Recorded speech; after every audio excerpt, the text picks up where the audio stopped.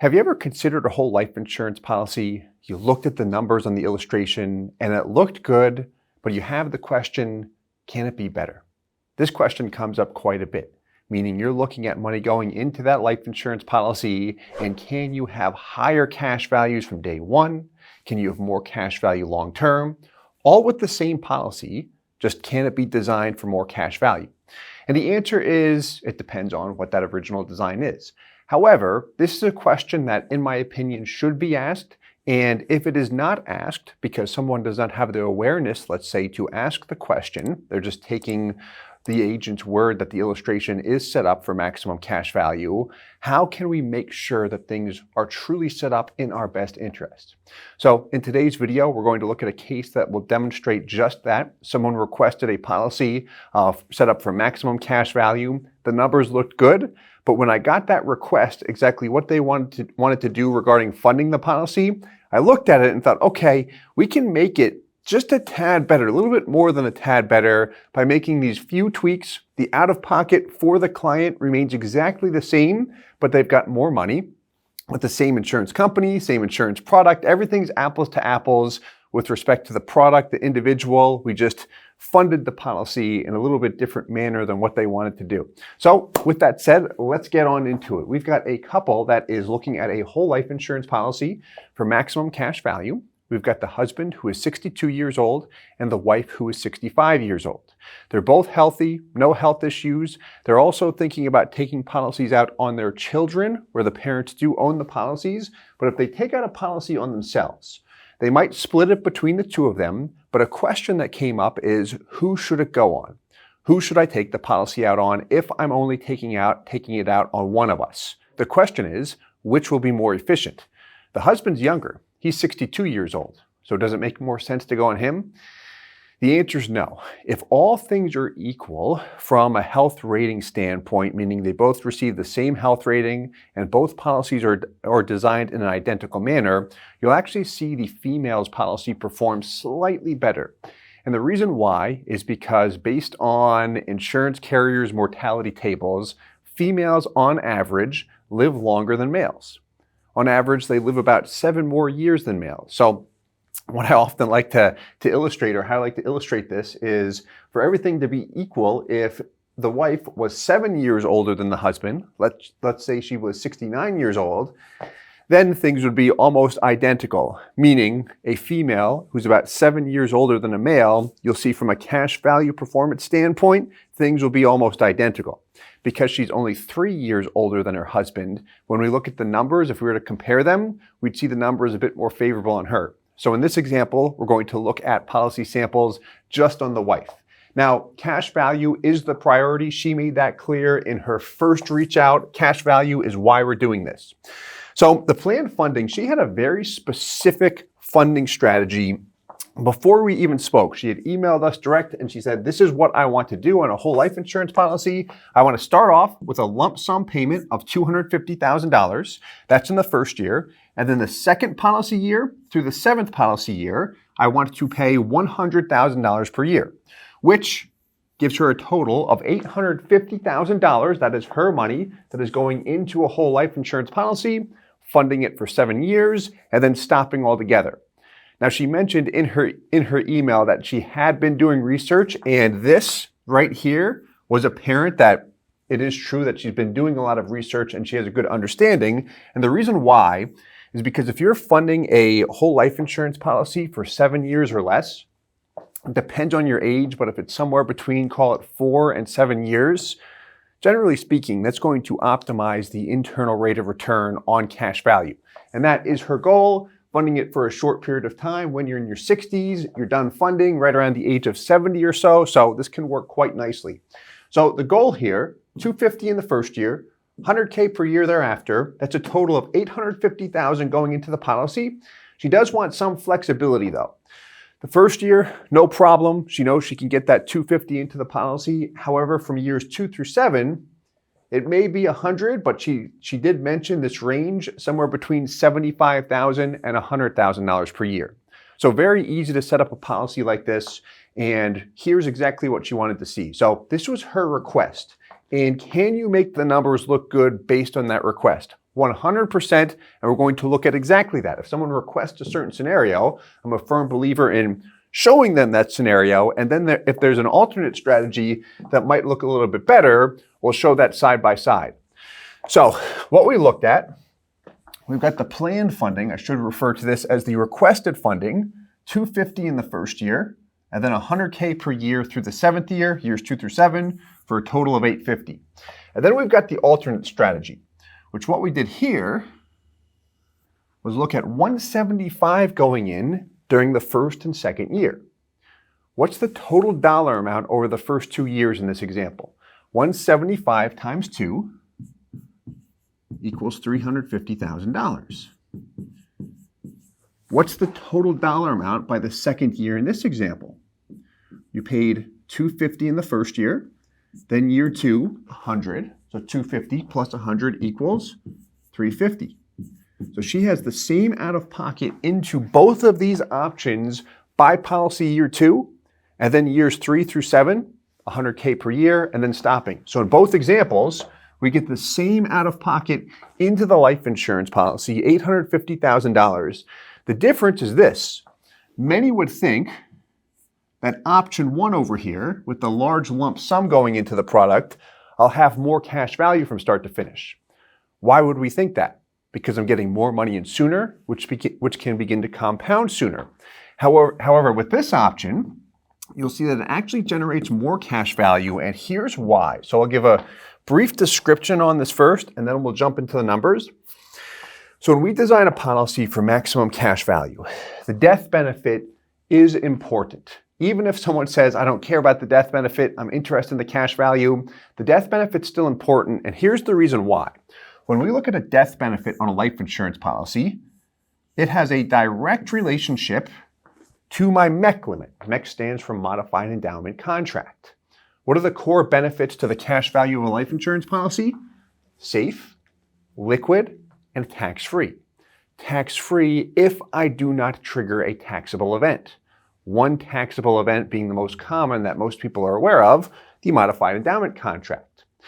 So, in a case like this, if she's 65 years old, we'll need a death benefit of approximately $2.4 million in one of the examples in order to attain a MEC limit of $250,000.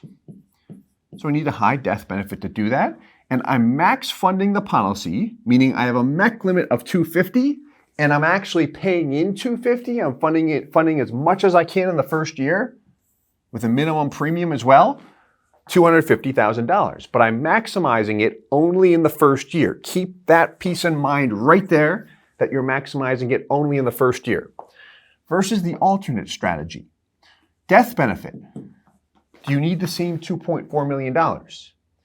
If you don't care about the death benefit, if you fall in that category, 2.4, where we came up with that number, is that it gave us a MEC limit of $250,000. So if the maximum we pay into the policy is $175 on any given year, we need less life insurance. It's going to come out to just about $1.7 million. You'll see the comparison in a minute. But that gives us a MEC limit of, guess what? $175,000. So I need less life insurance to attain the same MEC limit. A lesser death benefit results in what? A lesser cost. But here's the important piece. With this option, we're max funding, meaning funding up to the MEC limit the first and second year. The first 2 years are the most critical. If one's able to max fund a policy during the first and second year, if life happens and I can't pay anything in thereafter, a lot of times we can look at an option with zero out of pocket beginning year 3, and the cash value continues to grow. We've got to often cut the term rider after year 7, reduce the death benefit, but we put ourselves in a good position where it's very hard to fail or lose money. And often we look at the guaranteed values and non-guaranteed values in those scenarios. But here, we're able to max fund it the first and second year. We've got a lesser death benefit. Because we've got lower expenses, we will see very strong cash value here. Now, it's not a huge difference when we compare them. Let's take a look. And if you like some of the technical details here, the actual design is as follows. With option A, let's call it this, the requested scenario, if you're paying in $250,000 in the first year, your money can go where? Toward the base premium or toward that PUA rider. The base premium, how low can we go? If we look at some of the major mutual companies, right around 10%. We looked at MassMutual and Guardian in this case, by the way. So 10% is what? $25,000 on the base premium. MEC limit $250,000. The PUA rider is not quite $225,000 because we have a term rider as well. You'll see the exact dollar figure. It's very close to $225,000. But then over here, if your total payment or the highest payment you'll make on any given year is $175,000, what does that mean? Your minimum premium is not $25,000, it's $17,500.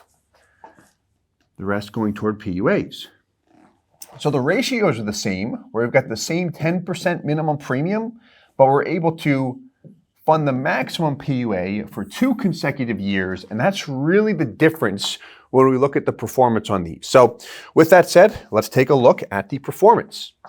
So what we've got here, 2 examples, one with MassMutual, one with Guardian. Let's start just with MassMutual for simplicity. So let's do this. Let's just do it this way. Perfect. So as we look at this guy, here's what we've got. On the left, we've got a $250,000 payment just in the first year. And on the right, we've got $250,000 over the first and second year. We're also accounting for the second year payment of $100,000. So before we look at this line by line, let's look at something very important here. Because if this is you considering this policy, the Excel workbook, I like that because it lays everything out side by side. However, really what I want to look at is the illustration first to see where exactly is my money going. And here we go. So this is the example where I've got $250,000 going in the first year, but where are the dollars going? Here's your premium, $25,000. You'll often see that next to the term base policy insurance or the actual whole life death benefit. You'll see the premium always line up with that. Here we've got it at $25,000, 10% of the total desired payment.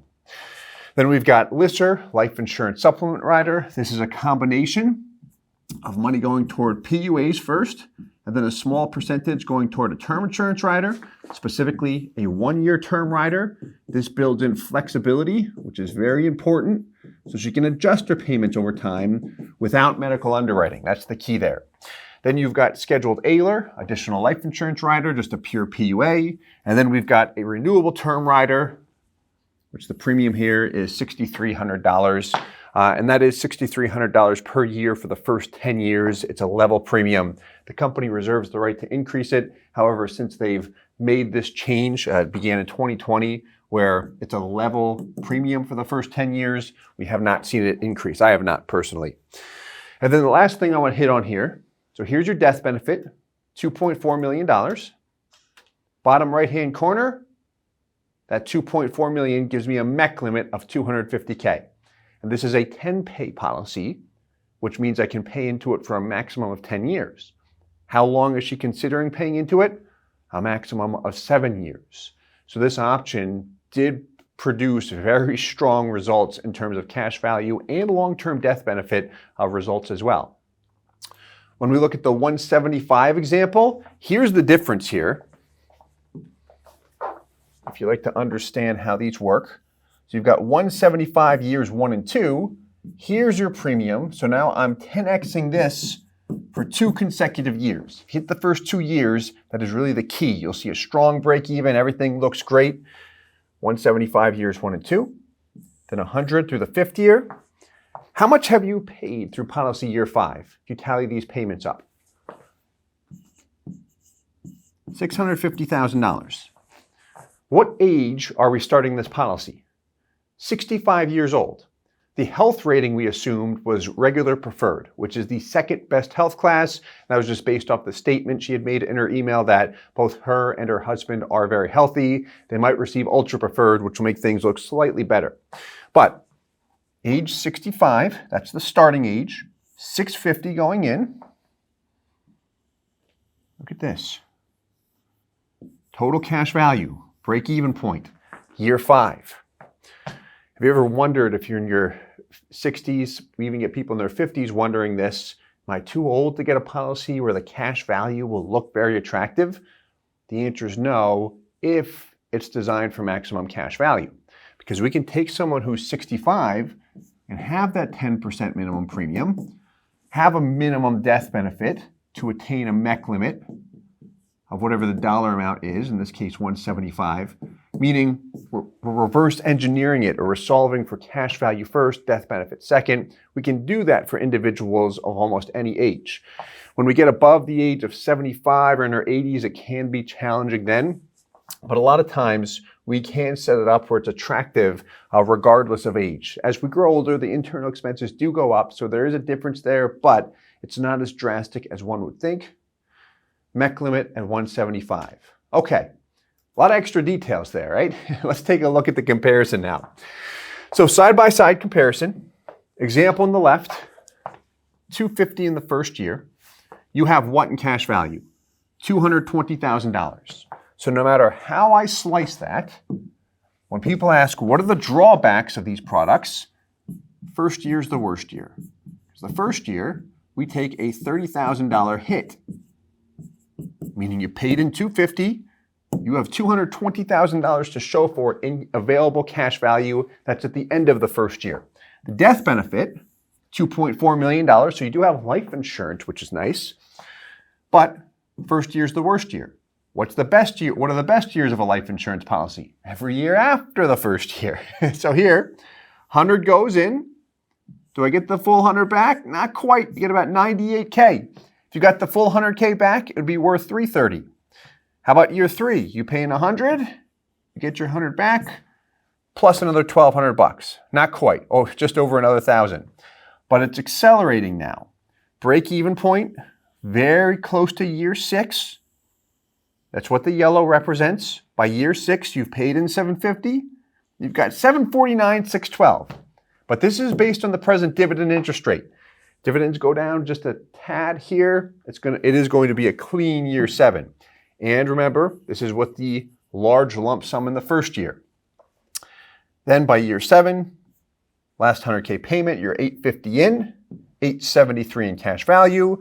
Then we drop the death benefit in year 8 in order to reduce expenses as much as possible and allow the cash value to grow without any premiums due through a reduced paid up option. Then $250 in the first and second year, over the first and second year, also accounting for the additional 100K payment that's planned to go in beginning year 2. So 175, there's your hit in the first year. You're going at 154 in cash value. Year 2, you pay in 175. Total output here for you, if this is your policy, $350,000 is what you've paid into the product now. $320 in cash value. What do you have in the one-time lump sum example to the far left? Paid in $350, $312 in cash value. So what you see in purple over here, CV difference, CV represents cash value. This represents how much more or less you have in cash value with, call it option B, compared to option A. The first year, because less money has gone into the product, you've got $66,000 less. But once things are even, where you've paid in the same dollar amount in both options, you've got $8,100 more, $8,200 more. Same products, both are 10-pay policies with MassMutual. By year 5 is your break-even point. And the actual dollar difference there is $19,600. As time passes, what's the difference look like? I mean, if we go to, let's go to age 85, 21 years down the road, about a $44,000 difference, which is noticeable. I mean, that's a nice chunk of change there. So the only difference here is with the design of the policy. We're lowering the premium and maximizing the cash value. Let me do it this way. Here we go. There we go. Okay. So here, same thing, a Guardian 10-pay product on the far right, just showing a different company here. Also highlighting the flexibility because she did mention The range beginning year 2, somewhere between $75,000 and $100,000 per year. With MassMutual, we can easily make the one-time per year payment adjustments without medical underwriting. And with Guardian, she can commit to the minimum premium, that plus the term rider, which is minimal. And then 100% at leisure, you could just throw PUAs into the policy, which is nice, very flexible. Some companies are flexible like that. But assuming all things are equal here, do we see a difference compared to MassMutual? Not really. It's the same trend. We're over here at the lump sum example. That gives you $71,000 more in cash value in the first year, but that's because I paid in $75,000 more. $250 in versus this option, $175. By the second year, a little different with Guardian. They're almost even. There's about a $4,000 difference. Still in favor of the one-time lump sum example. And then I see it really almost dead even by year 4. And by the 5th year, spreading it out makes a bit more sense. Now, one thing I mentioned in this particular case, this couple, they are developers. They're involved in real estate. So if they're looking at option 1, where they say, hey, we want to get this lump sum into the policy quickly, the full $250, so we've got access to more of the cash value right out of the gates, and there's a chance we might even pay in more than $100,000 in some years. Maybe we'll get up to $200 or $250 again, because if you've got a MEC limit of $250, how much can you pay into the policy per year for at least the first 7 years? $250,000, right? So you can continue to slug money into it, which is sweet. So if after looking at everything and having conversations, if they feel, we want to go with the one-time lump sum option because we do feel we're going to get more money into it. Just as we think about it, we look at our projections with our business, like, yeah, we're comfortable with it. So that's where we really weigh out the different options. But if all things are equal regarding the funding, would this be beneficial for you to see before you start a policy or after you start a policy? I want to know this before I start a policy. This way I can see everything up front and pick the option that I feel is best suited for me. And I don't feel like, oh man, I was told I had the best option and then found out after the fact it could have been better. That just stings sometimes. We never want a situation like that. So we see the difference there. And those are both 10-pay policies with MassMutual and Guardian. Now, the last thing I want to hit on here is, in this particular case, the 10-pay products on the non-guaranteed side of a life insurance illustration will look the best. The drawback, however, is if we were to look at the guaranteed values, the guaranteed rate is the lowest with the 10-pay products. It's at 2% with both MassMutual and Guardian. Now, you've got 2 of the 4 major mutual companies, which we've always seen deliver in terms of actual performance, not just illustrated performance. So I am confident with these guys, and the same would be true of a New York Life and Northwestern Mutual, because again, we've seen that constant proof of performance. However, if this is you and you hear 2% guarantee and you think, you know what, I get it that they've always delivered, I'm just not that comfortable with it. If that's how you feel, then we need to listen to that and take that into consideration. So what we looked at here is another option. This is a Guardian policy, an L95 product, which has a guaranteed rate at 3%. So a little bit higher guaranteed rate. And here we go, $250 in the first year compared to $250 over the first and second year. So exact same scenario, just a different product here. And this is not too far off from the Guardian 10-pay product. It also allows us to carry a little bit lower base premium too. If she'd really like a lot of flexibility, I'll hit on that. I'll go through an illustration briefly here in a second. But here we go.